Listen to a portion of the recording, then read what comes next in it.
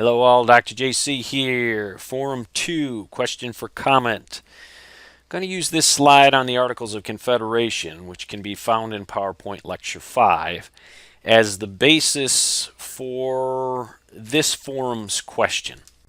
Now, before sharing the Forum 2 question with you, I wanted to provide a little bit of background or context.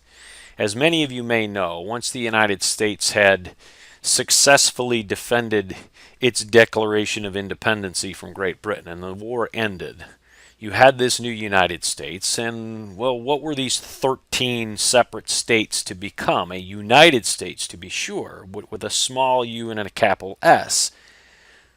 Why did the founders, in some sense, use a small u and a capital S? What is the difference between state and central or federal power?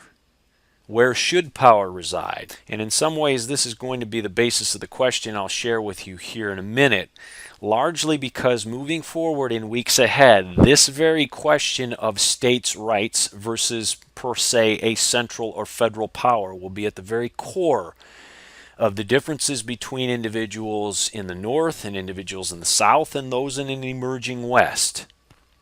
So I want you to bear that in mind as you think about ways to answer this question. That said, the aforementioned aside, here's the main question for you for Forum 2.